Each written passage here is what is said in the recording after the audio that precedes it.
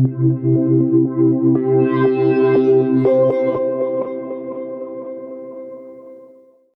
Pluralistic Universe by William James.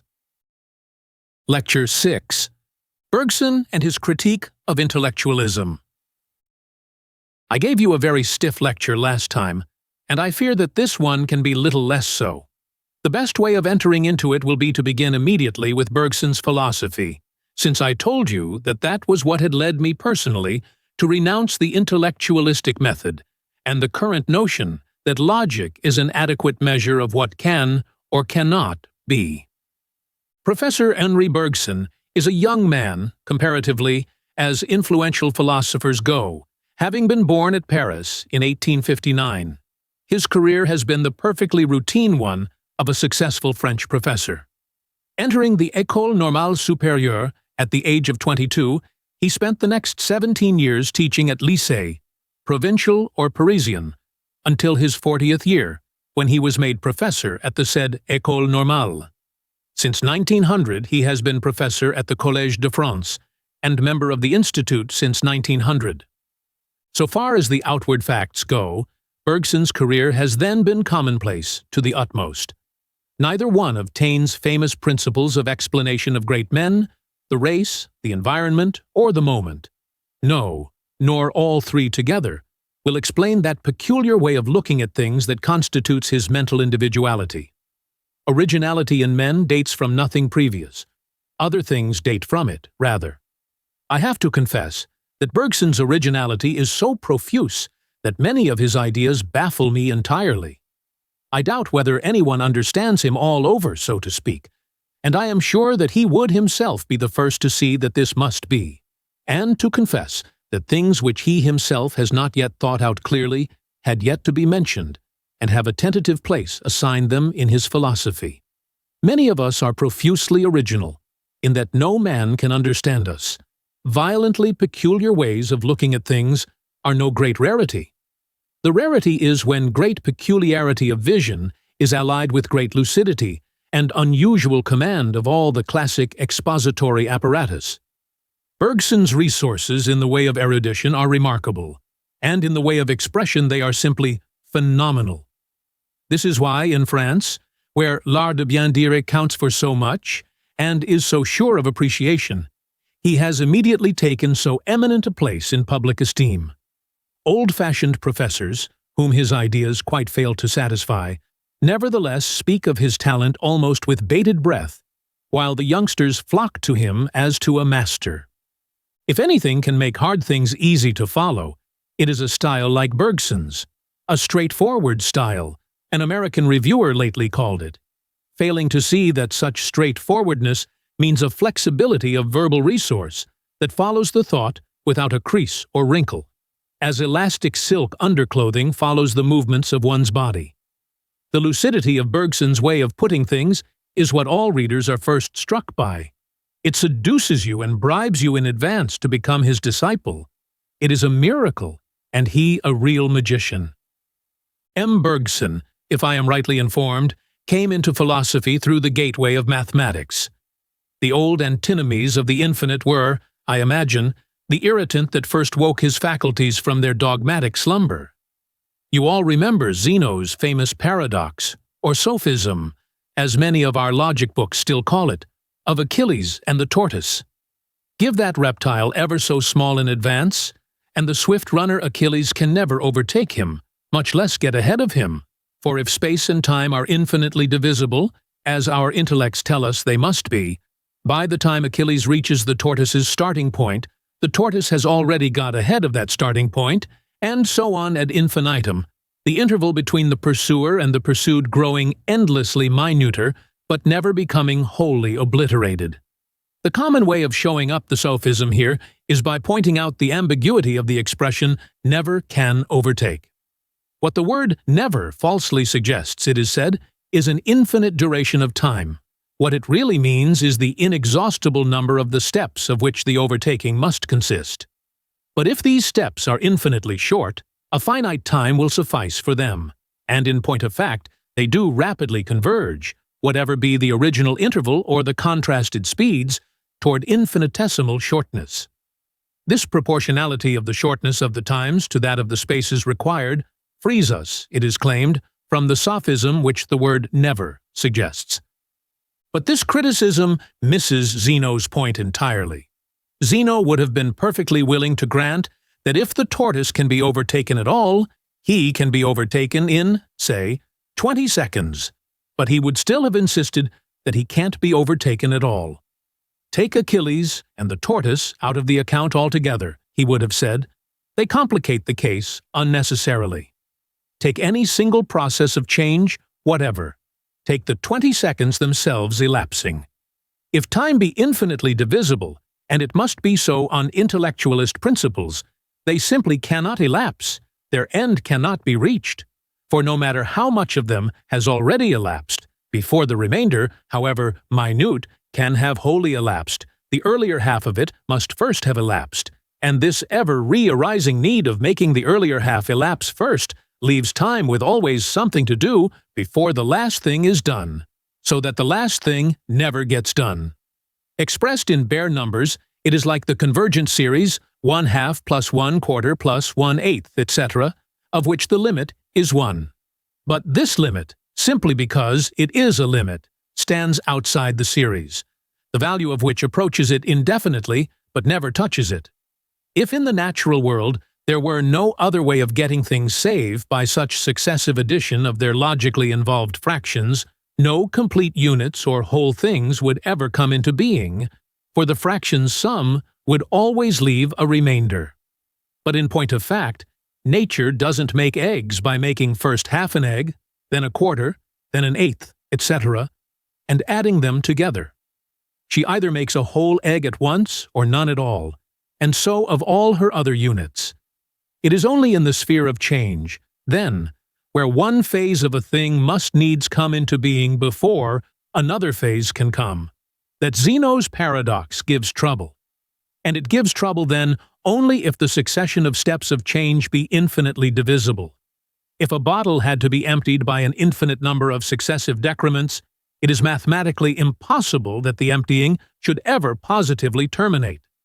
In point of fact, however, bottles and coffee pots empty themselves by a finite number of decrements, each of definite amount.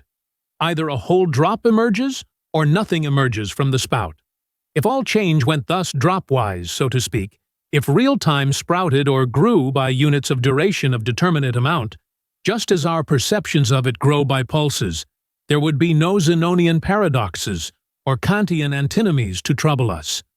All our sensible experiences, as we get them immediately, do thus change by discrete pulses of perception, each of which keeps us saying more, more, more, or less, less, less, as the definite increments or diminutions make themselves felt. The discreteness is still more obvious when, instead of old things changing, they cease, or when altogether new things come. Fechner's term of the threshold, which has played such a part in the psychology of perception, is only one way of naming the quantitative discreteness in the change of all our sensible experiences. They come to us in drops. Time itself comes in drops. Our ideal decomposition of the drops, which are all that we feel into still finer fractions, is but an incident in that great transformation of the perceptual order into a conceptual order of which I spoke in my last lecture. It is made in the interest of our rationalizing intellect solely. The times directly felt in the experiences of living subjects have originally no common measure. Let a lump of sugar melt in a glass, to use one of M. Bergson's instances. We feel the time to be long while waiting for the process to end. But who knows how long or how short it feels to the sugar? All felt times coexist and overlap or compenetrate each other thus vaguely. But the artifice of plotting them on a common scale helps us to reduce their aboriginal confusion. And it helps us still more to plot, against the same scale, the successive possible steps into which nature's various changes may be resolved, either sensibly or conceivably. We thus straighten out the aboriginal privacy and vagueness, and can date things publicly, as it were, and by each other. The notion of one objective and evenly flowing time, cut into numbered instants, applies itself as a common measure to all the steps and phases, no matter how many, into which we cut the processes of nature. They are now definitely contemporary, or later or earlier one than another, and we can handle them mathematically, as we say, and far better, practically as well as theoretically, for having thus correlated them one-to-one with each other on the common schematic or conceptual time scale. Motion, to take a good example, is originally a turbid sensation, of which the native shape is perhaps best preserved in the phenomenon of vertigo. In vertigo, we feel that movement is more or less violent or rapid, more or less in this direction or that, more or less alarming or sickening. But a man subject to vertigo may gradually learn to coordinate his felt motion with his real position and that of other things, and intellectualize it enough to succeed at last in walking without staggering. The mathematical mind similarly organizes motion in its way, putting it into a logical definition. Motion is now conceived as the occupancy of serially successive points of space at serially successive instants of time. With such a definition, we escape wholly from the turbid privacy of sense. But do we not also escape from sense reality altogether? Whatever motion really may be, it surely is not static. But the definition we have gained is of the absolutely static. It gives a set of one-to-one relations between space points and time points, which relations themselves are as fixed as the points are. It gives positions assignable ad infinitum, but how the body gets from one position to another it omits to mention. The body gets there by moving, of course, but the conceived positions, however numerously multiplied, contain no element of movement. So Zeno, using nothing but them in his discussion, has no alternative but to say that our intellect repudiates motion as a non-reality. Intellectualism here does what I said it does. It makes experience less instead of more intelligible. We, of course, need a stable scheme of concepts, stably related with one another, to lay hold of our experiences and to coordinate them with all. When an experience comes with sufficient saliency to stand out, we keep the thought of it for future use and store it in our conceptual system. What does not of itself stand out, we learn to cut out, so the system grows completer, and new reality, as it comes, gets named after and conceptually strung upon this or that element of it which we have already established. The immutability of such an abstract system is its great practical merit. The same identical terms and relations in it can always be recovered and referred to. Change itself is just such an unalterable concept. But all these abstract concepts are but as flowers gathered. They are only moments dipped out from the stream of time, snapshots taken, as by a kinetoscopic camera, at a life that in its original coming is continuous.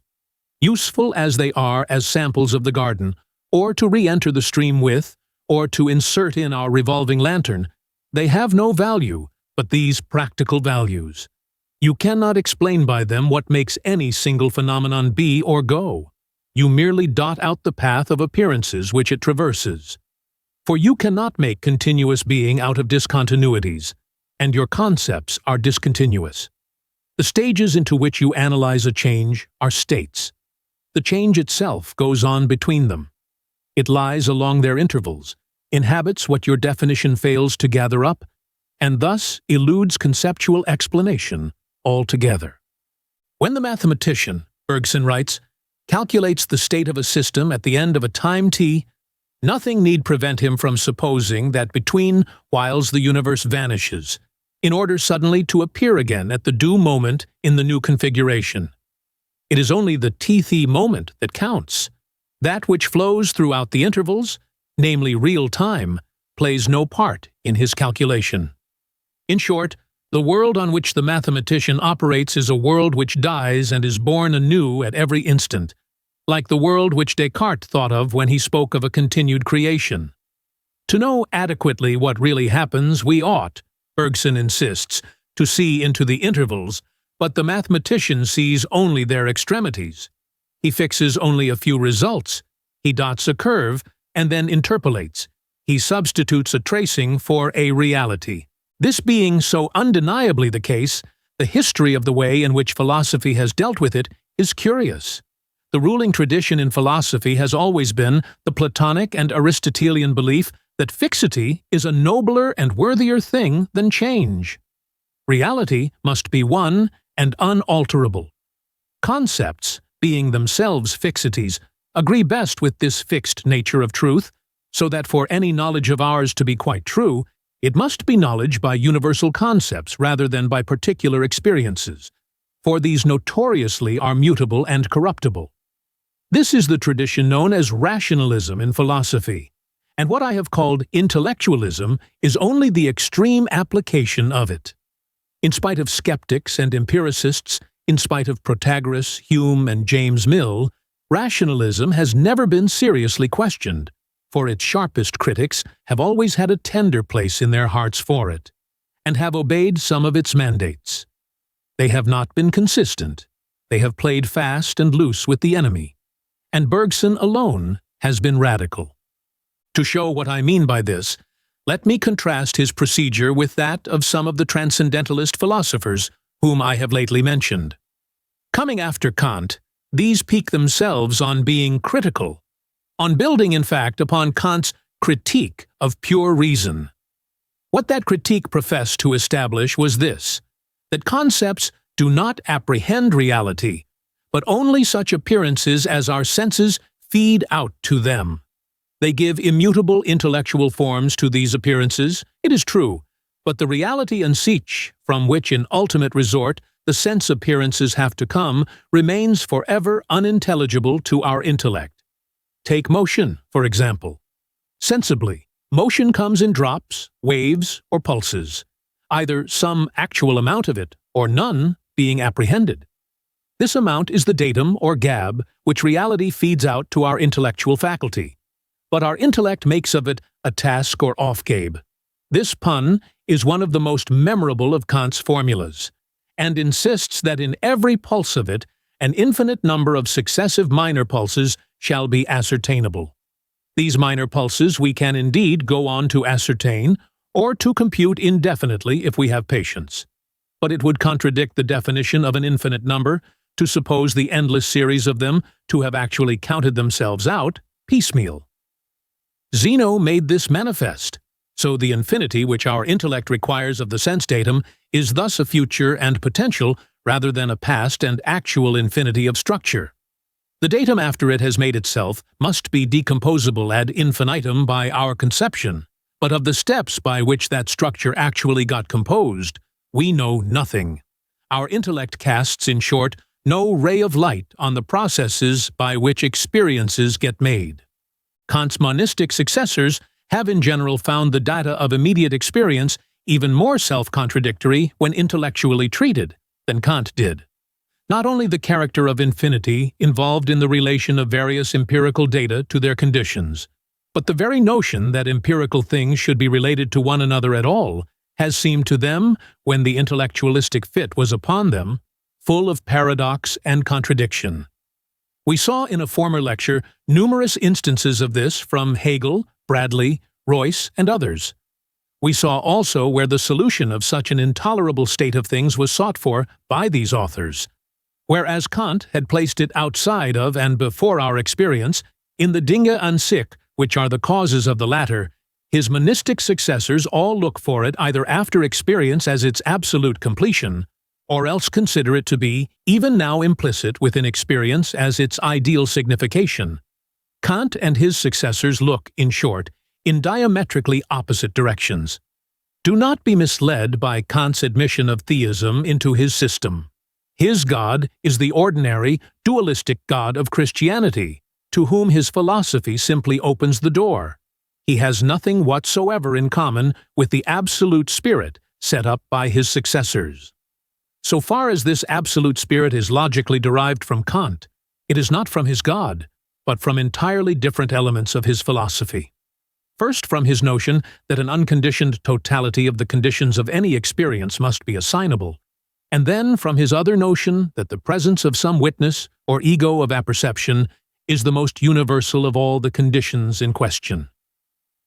The post-Kantians make of the witness condition what is called a concrete universal, an individualized all-witness or world self, which shall imply in its rational constitution each and all of the other conditions put together, and therefore necessitate each and all of the conditioned experiences.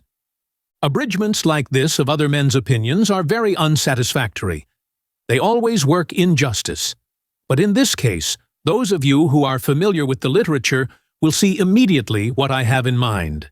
And to the others, if there be any here, it will suffice to say that what I am trying so pedantically to point out is only the fact that monistic idealists after Kant have invariably sought relief from the supposed contradictions of our world of sense by looking forward toward an ens rationis conceived as its integration or logical completion, while he looked backward toward non-rational Ding and sich conceived as its cause.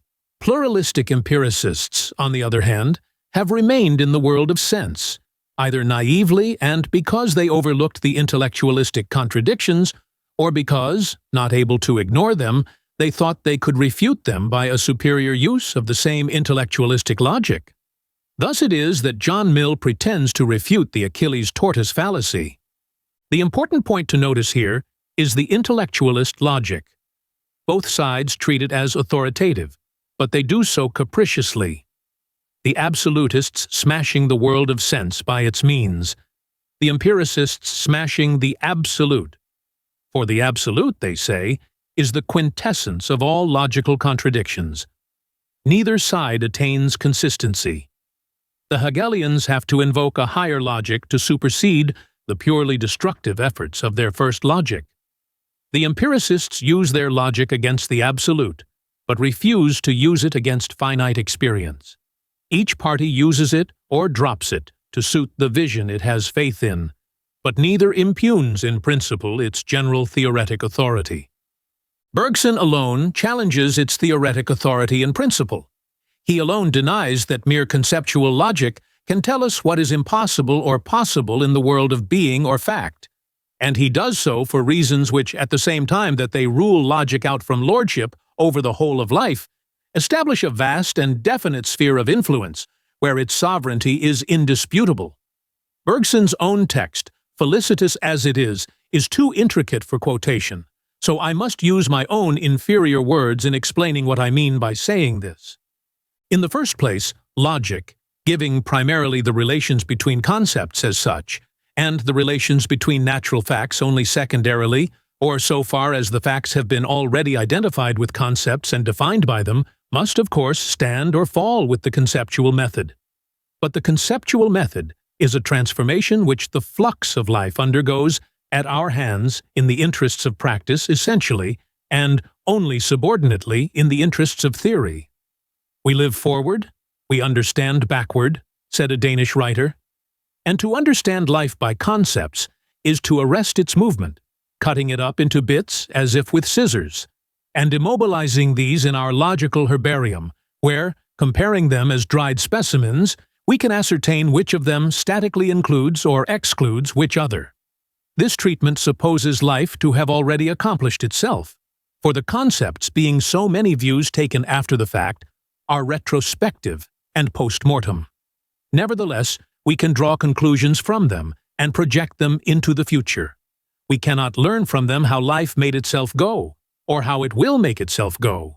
But, on the supposition that its ways of making itself go are unchanging, we can calculate what positions of imagined arrest it will exhibit hereafter under given conditions.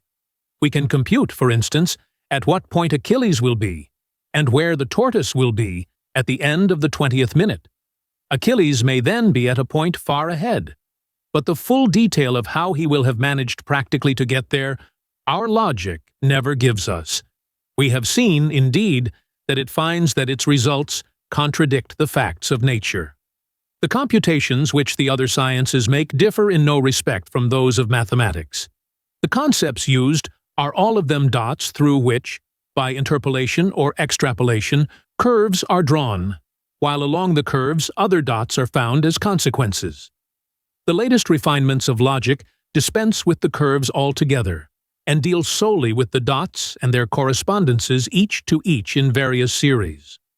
The authors of these recent improvements tell us expressly that their aim is to abolish the last vestiges of intuition, evidence of concrete reality, from the field of reasoning, which then will operate literally on mental dots or bare abstract units of discourse, and on the ways in which they may be strung in naked series. This is all very esoteric, and my own understanding of it is most likely misunderstanding. So I speak here only by way of brief reminder to those who know. For the rest of us, it is enough to recognize this fact that although by means of concepts cut out from the sensible flux of the past, we can redescend upon the future flux and, making another cut, say what particular thing is likely to be found there. And that although in this sense, concepts give us knowledge and may be said to have some theoretic value, especially when the particular thing foretold is one in which we take no present practical interest, yet in the deeper sense of giving insight, they have no theoretic value, for they quite fail to connect us with the inner life of the flux, or with the causes that govern its direction. Instead of being interpreters of reality, concepts negate the inwardness of reality altogether. They make the whole notion of a causal influence between finite things incomprehensible. No real activities, and indeed no real connections of any kind, can obtain if we follow the conceptual logic. For to be distinguishable, according to what I call intellectualism, is to be incapable of connection. The work begun by Zeno and continued by Hume, Kant, Herbart, Hegel, and Bradley does not stop till sensible reality lies entirely disintegrated at the feet of reason. Of the absolute reality which reason proposes to substitute for sensible reality, I shall have more to say presently. Meanwhile, you see what Professor Bergson means by insisting that the function of the intellect is practical rather than theoretical. Sensible reality is too concrete to be entirely manageable.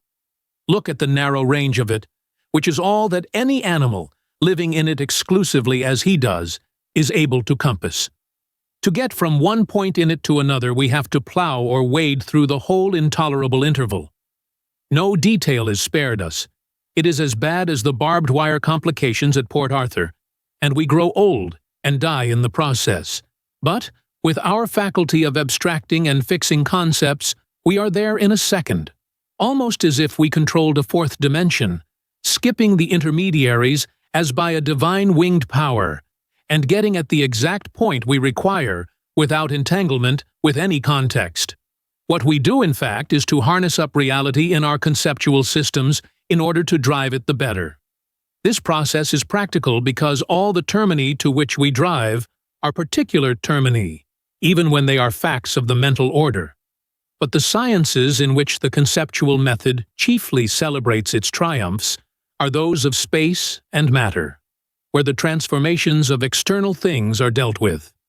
To deal with moral facts conceptually, we have first to transform them, substitute brain diagrams or physical metaphors, treat ideas as atoms, interests as mechanical forces, our conscious selves as streams, and the like. Paradoxical effect, as Bergson well remarks, if our intellectual life were not practical, but destined to reveal the inner natures. One would then suppose that it would find itself most at home in the domain of its own intellectual realities. But it is precisely there that it finds itself at the end of its tether.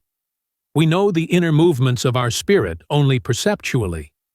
We feel them live in us, but can give no distinct account of their elements, nor definitely predict their future, while things that lie along the world of space, things of the sort that we literally handle, are what our intellects cope with most successfully.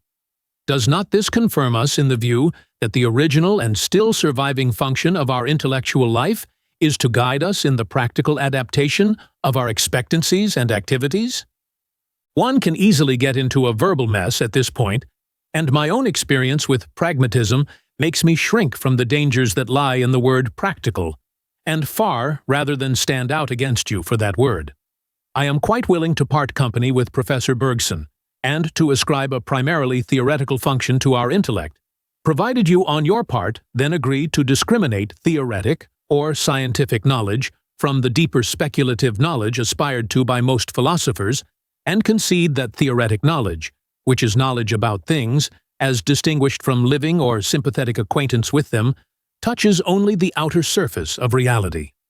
The surface which theoretic knowledge taken in this sense covers may indeed be enormous in extent, It may dot the whole diameter of space and time with its conceptual creations, but it does not penetrate a millimeter into the solid dimension. That inner dimension of reality is occupied by the activities that keep it going, but the intellect, speaking through Hume, Kant, and Coiffurts, finds itself obliged to deny, and persists in denying, that activities have any intelligible existence.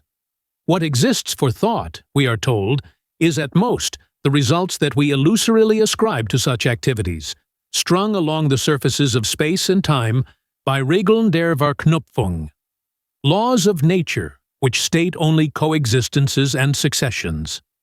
Thought deals thus solely with surfaces. It can name the thickness of reality, but it cannot fathom it, and its insufficiency here is essential and permanent, not temporary. The only way in which to apprehend reality's thickness is either to experience it directly, by being a part of reality oneself, or to evoke it in imagination, by sympathetically joining someone else's inner life. But what we thus immediately experience or concretely divine is very limited in duration, whereas abstractly we are able to conceive eternities. Could we feel 1,000,000 years concretely, as we now feel a passing minute? We should have very little employment for our conceptual faculty. We should know the whole period fully at every moment of its passage, whereas we must now construct it laboriously by means of concepts which we project. Direct acquaintance and conceptual knowledge are thus complementary of each other. Each remedies the other's defects. If what we care most about be the synoptic treatment of phenomena, the vision of the far, and the gathering of the scattered like, we must follow the conceptual method. But if, as metaphysicians, we are more curious about the inner nature of reality, or about what really makes it go, we must turn our backs upon our winged concepts altogether, and bury ourselves in the thickness of those passing moments, over the surface of which they fly, and on particular points of which they occasionally rest and perch. Professor Bergson thus inverts the traditional Platonic doctrine absolutely.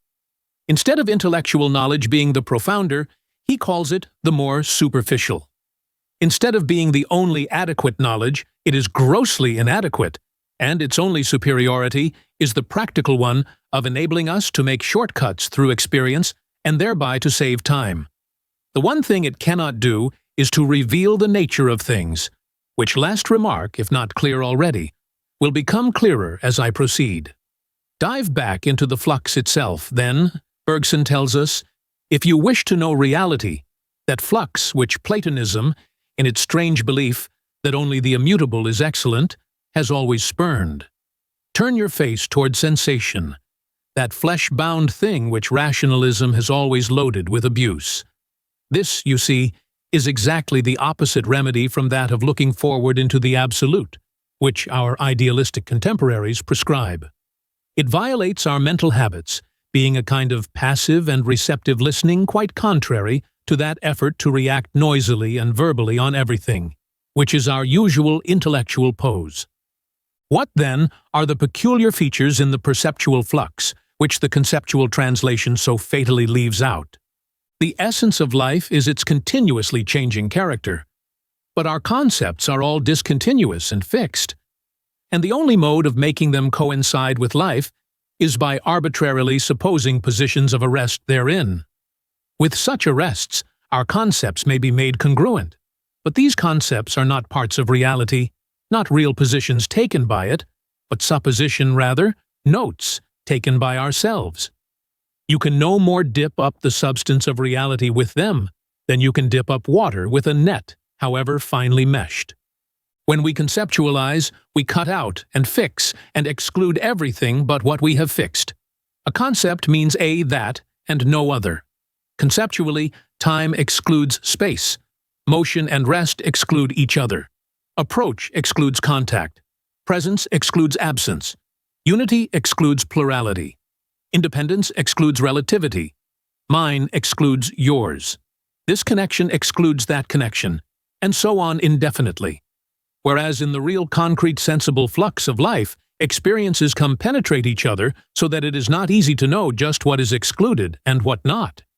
Past and future, for example, conceptually separated by the cut to which we give the name of present and defined as being the opposite sides of that cut, are to some extent, however brief, co-present with each other throughout experience.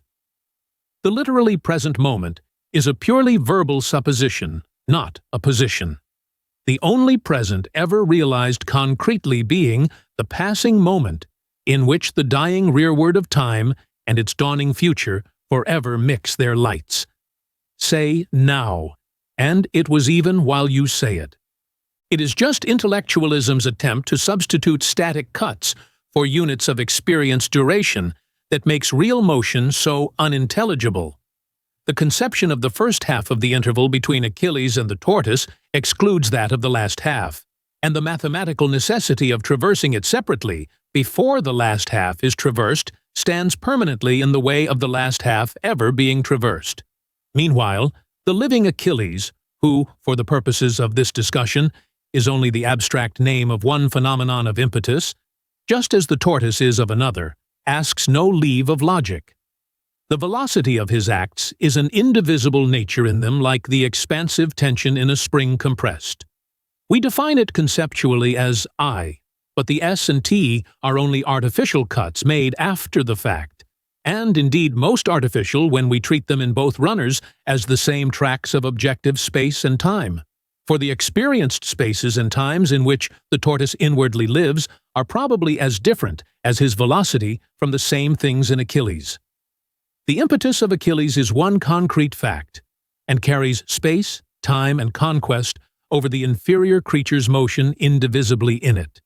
He perceives nothing, while running, of the mathematician's homogeneous time and space, of the infinitely numerous succession of cuts in both, or of their order. End and beginning come for him in the one onrush, and all that he actually experiences is that, in the midst of a certain intense effort of his own, the rival is in point of fact outstripped. We are so inveterately wedded to the conceptual decomposition of life that I know that this will seem to you like putting muddiest confusion in place of clearest thought, and relapsing into a molluscoid state of mind. Yet I ask you whether the absolute superiority of our higher thought is so very clear, if all that it can find is impossibility in tasks which sense experience so easily performs. What makes you call real-life confusion is that it presents, as if they were dissolved in one another, a lot of difference, which conception breaks life's flow by keeping apart. But are not difference actually dissolved in one another? Hasn't every bit of experience its quality, its duration, its extension, its intensity, its urgency, its clearness, and many aspects besides, no one of which can exist in the isolation in which our verbalized logic keeps it? They exist only durchanander. Reality always is, in M. Bergson's phrase, an endosmosis or conflux of the same with the different. They compenetrate and telescope. For conceptual logic, the same is nothing but the same, and all sames with a third thing are the same with each other. Not so in concrete experience. Two spots on our skin, each of which feels the same as a third spot, when touched along with it, are felt as different from each other. Two tones, neither distinguishable from a third tone, are perfectly distinct from each other. The whole process of life is due to life's violation of our logical axioms. Take its continuity as an example. Terms like A and C appear to be connected by intermediaries, by B, for example. Intellectualism calls this absurd, for B connected with A is, as such, a different term from B connected with C. But real life laughs at logic's veto. Imagine a heavy log which takes two men to carry it. First A and B take it, then C takes hold and A drops off. Then D takes hold and B drops off, so that C and D now bear it, and so on. The log, meanwhile, never drops and keeps its sameness throughout the journey. Even so it is with all our experiences. Their changes are not complete annihilations, followed by complete creations of something absolutely novel. There is partial decay and partial growth, and all the while a nucleus of relative constancy from which what decays drops off, and which takes into itself whatever is grafted on, until at length something wholly different has taken its place. In such a process, we are as sure, in spite of intellectualist logic with its as souches, that it is the same nucleus which is able now to make connection with what goes, and again with what comes, as we are sure that the same point can lie on diverse lines that intersect there. Without being one throughout, such a universe is continuous. Its members interdigitate with their next neighbors in manifold directions, and there are no clean cuts between them anywhere. The great clash of intellectualist logic with sensible experience is where the experience is that of influence exerted. Intellectualism denies, as we saw in Lecture 2, that finite things can act on one another. For all things, once translated into concepts, remain shut up to themselves. To act on anything means to get into it somehow. But that would mean to get out of oneself and be one's other, which is self-contradictory, etc. Meanwhile, each of us actually is his own other to that extent, livingly knowing how to perform the trick which logic tells us can't be done. My thoughts animate and actuate this very body which you see and hear, and thereby influence your thoughts. The dynamic current somehow does get from me to you, however numerous the intermediary conductors may have to be. Distinctions may be insulators in logic as much as they like, but in life, distinct things can and do commune together every moment. The conflict of the two ways of knowing is best summed up in the intellectualist doctrine that the same cannot exist in many relations. This follows, of course, from the concepts of the two relations being so distinct that what is in the one means, as such, something distinct from what is in the other means. It is like Mill's ironical saying that we should not think of Newton as both an Englishman and a mathematician, because an Englishman as such is not a mathematician, and a mathematician as such is not an Englishman. But the real Newton was somehow both things at once, and throughout the whole finite universe, each real thing proves to be many differents, without undergoing the necessity of breaking into disconnected editions of itself. These few indications will perhaps suffice to put you at the Bergsonian point of view. The immediate experience of life solves the problems which so baffle our conceptual intelligence. How can what is manifold be one? How can things get out of themselves? How be their own others? How be both distinct and connected? How can they act on one another? How be for others and yet for themselves? How be absent and present at once? The intellect asks these questions much as we might ask how anything can both separate and unite things, or how sounds can grow more alike by continuing to grow more different. If you already know space sensibly, you can answer the former question by pointing to any interval in it, long or short. If you know the musical scale, you can answer the latter by sounding an octave. But then you must first have the sensible knowledge of these realities. Similarly, Bergson answers the intellectualist conundrums by pointing back to our various finite sensational experiences and saying, "Lo, even thus, even so are these other problems solved livingly." When you have broken the reality into concepts, you never can reconstruct it in its wholeness. Out of no amount of discreteness can you manufacture the concrete, but place yourself at a bound, or d'emblée, as M. Bergson says, inside of the living, moving, acting thickness of the real, and all the abstractions and distinctions are given into your hand. You can now make the intellectualist substitutions to your heart's content. Install yourself in phenomenal movement, for example, and velocity, succession, dates, positions, and innumerable other things are given you in the bargain. But with only an abstract succession of dates and positions, you can never patch up movement itself. It slips through their intervals and is lost. So it is with every concrete thing, however complicated. Our intellectual handling of it is a retrospective patchwork, a post-mortem dissection, and can follow any order we find most expedient. We can make the thing seem self-contradictory whenever we wish to. But place yourself at the point of view of the thing's interior doing, and all these back-looking and conflicting conceptions lie harmoniously in your hand. Get at the expanding center of a human character, the elan vital of a man, as Bergson calls it, by living sympathy, and at a stroke you see how it makes those who see it from without interpret it in such diverse ways. It is something that breaks into both honesty and dishonesty, courage and cowardice, stupidity and insight, at the touch of varying circumstances, and you feel exactly why and how it does this, and never seek to identify it stably with any of these single abstractions. Only your intellectualist does that, and you now also feel why he must do it to the end. Place yourself similarly at the center of a man's philosophic vision, and you understand at once all the different things it makes him write or say. But keep outside, use your post-mortem method, try to build the philosophy up out of the single phrases, taking first one and then another and seeking to make them fit. And of course, you fail. You crawl over the thing like a myopic ant over a building, tumbling into every microscopic crack or fissure, finding nothing but inconsistencies, and never suspecting that a center exists. I hope that some of the philosophers in this audience may occasionally have had something different from this intellectualist type of criticism applied to their own works.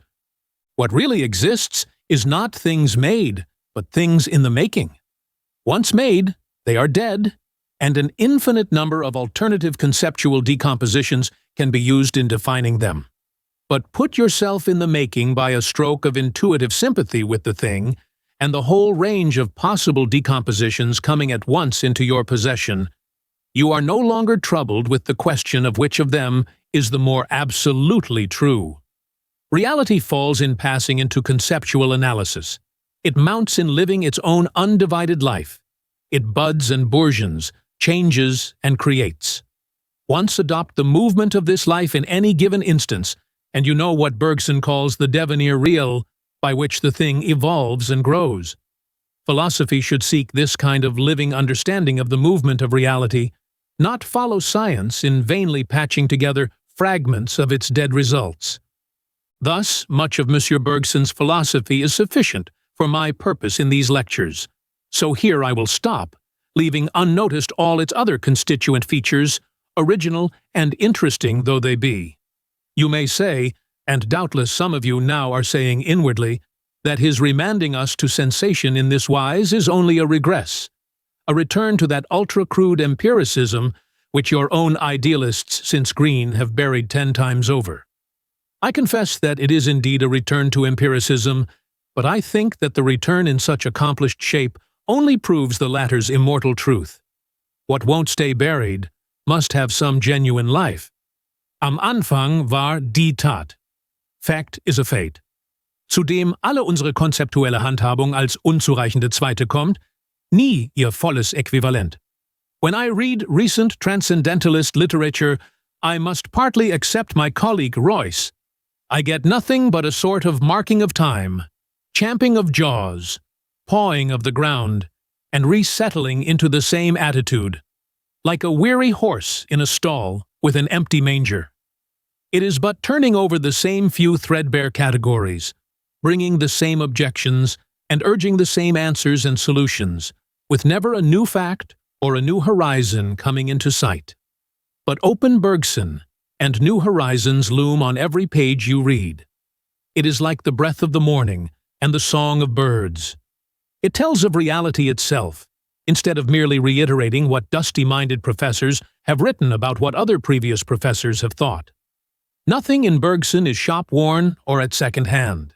That he gives us no closed-in system will of course be fatal to him in intellectualist eyes. He only evokes and invites, but he first annuls the intellectualist veto so that we now join step with reality with a philosophical conscience never quite set free before.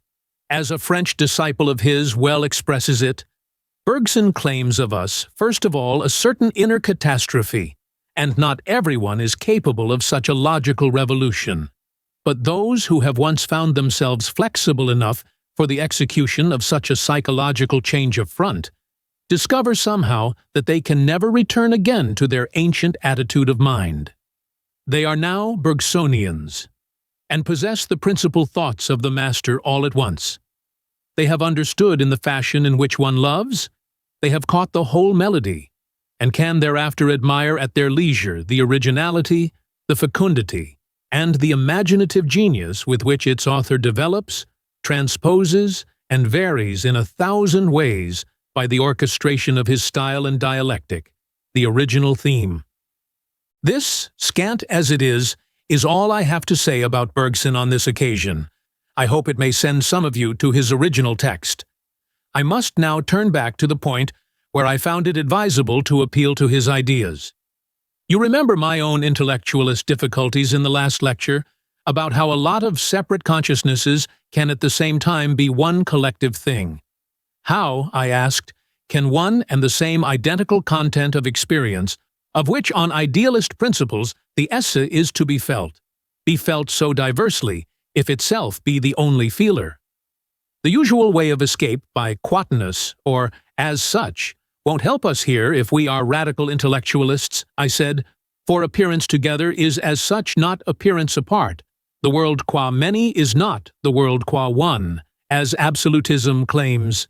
If we hold to Hume's maxim, which later intellectualism uses so well, that whatever things are distinguished are as separate as if there were no manner of connection between them, there seemed no way out of the difficulty save by stepping outside of experience altogether and invoking different spiritual agents, selves or souls, to realize the diversity required.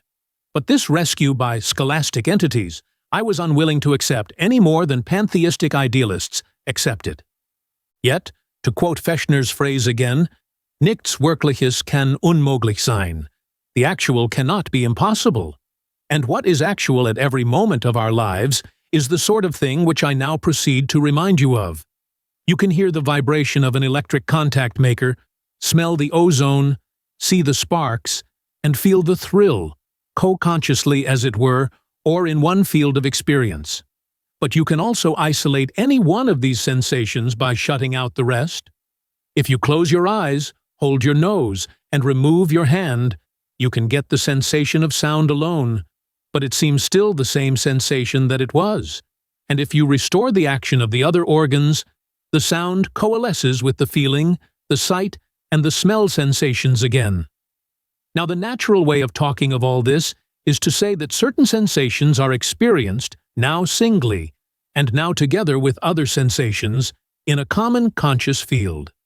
Fluctuations of attention give analogous results. We let a sensation in, or keep it out by changing our attention, and similarly, we let an item of memory in, or drop it out. Please don't raise the question here of how these changes come to pass. The immediate condition is probably cerebral in every instance, but it would be irrelevant now to consider it. For now we are thinking only of results, and I repeat that the natural way of thinking of them is that which intellectualist criticism finds so absurd. The absurdity charged is that the self-same should function so differently, now with and now without something else, but this it sensibly seems to do. This very desk which I strike with my hand strikes in turn your eyes. It functions at once as a physical object in the outer world, and as a mental object in our sundry mental worlds. The very body of mind that my thought actuates is the body whose gestures are your visual object, and to which you give my name. The very log which John helped to carry is the log now borne by James. The very girl you love is simultaneously entangled elsewhere. The very place behind me is in front of you. Look where you will, you gather only examples of the same amid the different, and of different relations existing as it were in solution in the same thing. Quae, this in experience is not the same as it is qua that, truly enough. But the quas are conceptual shots of ours at its post-mortem remains, and in its sensational immediacy, everything is all at once whatever different things it is at once at all. It is before C and after A, far from you and near to me, without this associate and with that one, active and passive, physical and mental, a whole of parts and part of a higher whole, all simultaneously and without interference or need of doubling up its being, so long as we keep to what I call the immediate point of view, the point of view in which we follow our sensational life's continuity, and to which all living language conforms. It is only when you try to continue using the Hegelian vocabulary to mediate the immediate or to substitute concepts for sensational life that intellectualism celebrates its triumph, And the immanent self-contradictoriness of all this smooth-running finite experience gets proved. Of the oddity of inventing as a remedy for the inconveniences resulting from this situation a supernumerary conceptual object called an absolute, into which you pack the self-same contradictions unreduced, I will say something in the next lecture. The absolute is said to perform its feats by taking up its other into itself. But that is exactly what is done when every individual morsel of the sensational stream takes up the adjacent morsels by coalescing with them. This is just what we mean by the stream's sensible continuity. No element there cuts itself off from any other element, as concepts cut themselves from concepts. No part there is so small as not to be a place of conflux. No part there is not really next its neighbors, which means that there is literally nothing between, which means again that no part goes exactly so far and no farther, that no part absolutely excludes another, but that they compenetrate and are cohesive, that if you tear out one, its roots bring out more with them, that whatever is real is telescoped and diffused into other reals, that, in short, every minutest thing is already its Hegelian own other in the fullest sense of the term. Of course, this sounds self-contradictory, but as the immediate facts don't sound at all, but simply are, until we conceptualize and name them vocally. The contradiction results only from the conceptual or discursive form being substituted for the real form. But if, as Bergson shows, that form is superimposed for practical ends only, in order to let us jump about over life instead of wading through it, and if it cannot even pretend to reveal anything of what life's inner nature is or ought to be, why then we can turn a deaf ear to its accusations. The resolve to turn the deaf ear is the inner crisis or catastrophe of which Monsieur Bergson's disciple, whom I lately quoted, spoke. We are so subject to the philosophic tradition which treats logos or discursive thought generally as the sole avenue to truth, that to fall back on raw, unverbalized life as more of a revealer, and to think of concepts as the merely practical things,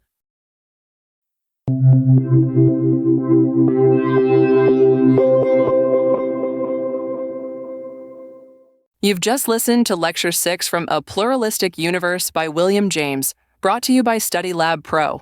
If you're eager to keep learning, access more materials, and test yourself at www.school.com/StudyLabPro. That's school with a K. For video content, don't forget to follow our YouTube channel, StudyLab Pro, to stay on top of all content philosophy and more.